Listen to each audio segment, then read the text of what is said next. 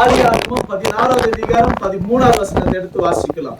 அப்பொழுது அவள், என்னை காண்பவரை நானும் இவ்விடத்தில் கண்டேன் அல்லவா என்று சொல்லி தன்னோட பேசின கர்த்தருக்கு நீர் என்னை காண்கிற தேவன் என்று பெயரிட்டாள். ஹல்லேலூயா.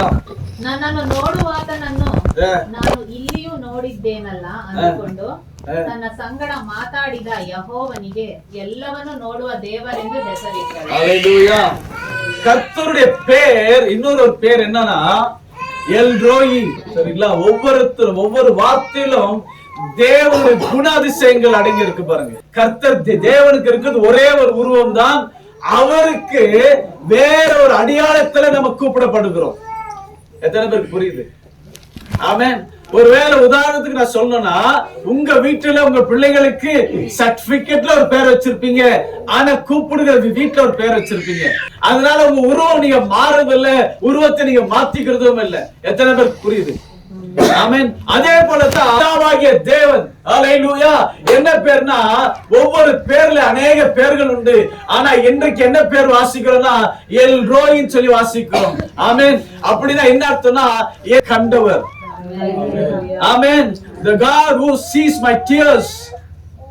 என் உள்ளத்தின் ஆதங்கத்தை அவர் பார்க்கிறவர். கண்ணீரை கண்டவர்னா வேற கண்ணில் ஒரு கண்ணீர் அல்ல, அந்த கண்ணீரை உற்பத்தி ஆக்குது. உள்ளது ஒரு உற்பத்தி வருது பாத்தீங்களா?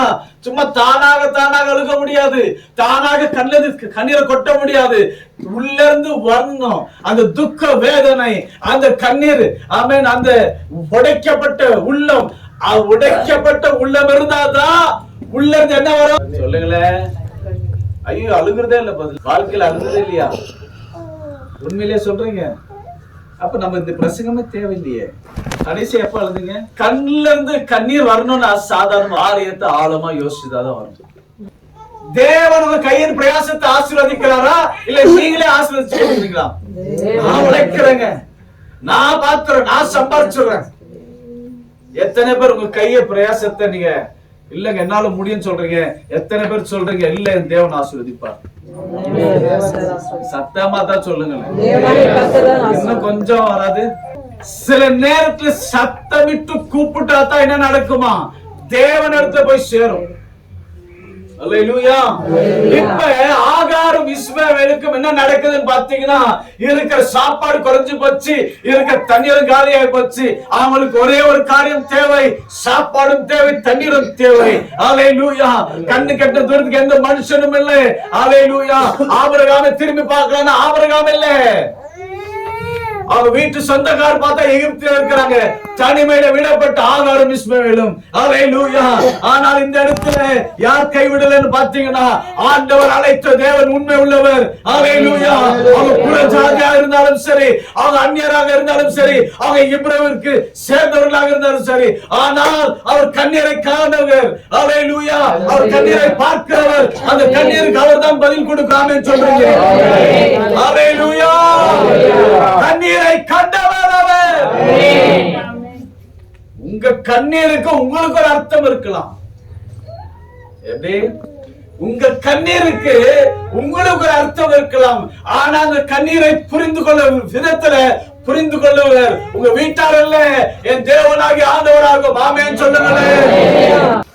அப்பொழுது அவள், என்னை காண்பவரை நானும் இவ்விடத்தில் கண்டேன் அல்லவா என்று சொல்லி தன்னோட பேசின கர்த்தருக்கு நீர் என்னை காண்கிற தேவன் என்று பெயரிட்டாள். தேவன் பேசுவதற்கு ஆசையா இருக்கிறார்.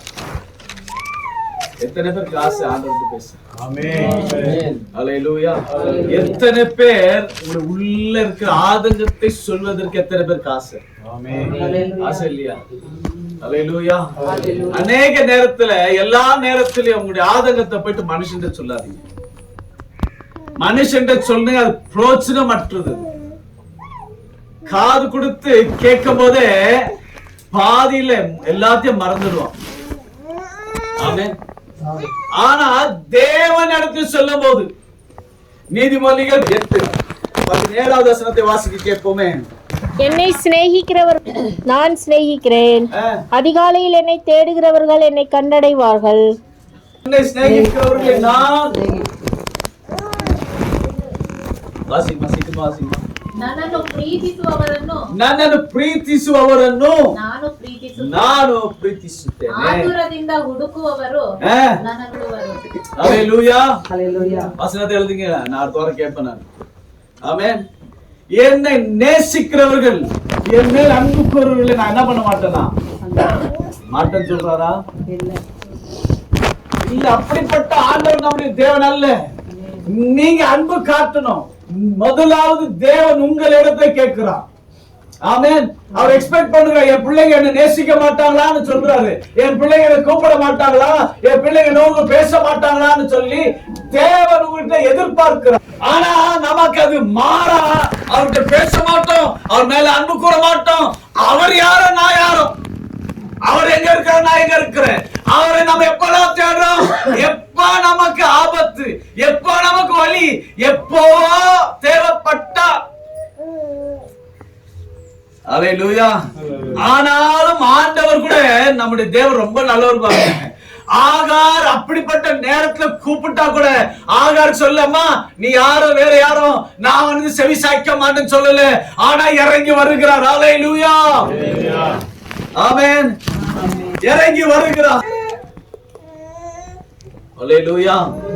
ஆனா இந்த இடத்துல தேவனே இறங்கி வந்திருக்கார். பாத்தீங்கன்னா அந்த தாயாரை பார்க்கும்படிக்காக இறங்கி வந்திருக்கிறார். ஹல்லேலூயா. அவரை பார்க்கும்படிக்காக. ஹல்லேலூயா. தேவன் அவரை பார்க்க ஆசைப்படுகிறார். உங்க வாழ்க்கையை அவர் பார்க்கணும்னா உங்க வாழ்க்கையை விட்டு கொடுங்கன்ற நான். ஆமென். ஹல்லேலூயா. உங்க வாழ்க்கையை நீங்க விட்டு கொடுங்க, உங்க வாழ்க்கையை நீங்க ஒரு அனுமதி கொடுங்கன்ற. உங்க வாழ்க்கையில தேவன் இறங்கி வரட்டும். உங்க வாழ்க்கையை அவர் பார்த்து கொண்டார்னா, அவர் பொறுப்பெடுத்துக் கொண்டார்னா, உங்களுடைய சூழ்நிலைகள் அந்த இடத்துல சம்பவிக்கிறதுக்கு முன்பாகவே தேவன் காரியத்தை சந்திப்பார். எத்தனை பேர் ஆமென் சொல்றீங்க?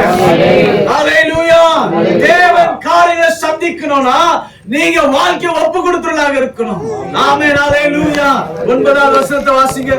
அப்பொழுது கர்த்தருடைய தூதனானவர், நீ உன் நாச்சியார் அண்டைக்கு திரும்பி போய் அவள் கையின் கீழ் அடங்கி இரு என்றார். ஹல்லேலூயா. ஆலோசனை கொடுக்கும் போது, தேவன் ஆலோசனை கொடுக்கும் போது அந்த ஆலோசனை காது கொடுத்து கேட்கிறவர்களாக இருக்கணும். எத்தனை பேர் புரியுது? நம்ம அப்புறம் நம்ம கேட்க மாட்டோம், அப்படிதானே? எத்தனை பேர் சொல்லுங்க, ஆண்டவர் என்கிட்ட பேசினாரு, நான் அப்படியே கீழ்படுகிறேன்னு சொல்லி எத்தனை பேர் நீங்க சொல்ல முடியும்?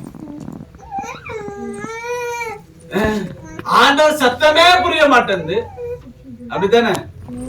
ஆண்டவருக்காக காத்திருந்தா ஆண்டவர் சத்தம் புரியும். ஆண்டவர் சொல்லுகிற, தேவன் சொல்லுகிற டைரக்ஷன்ஸ் எல்லாம் வேற, அவர்களுடைய வழிகள் எல்லாம் வேற.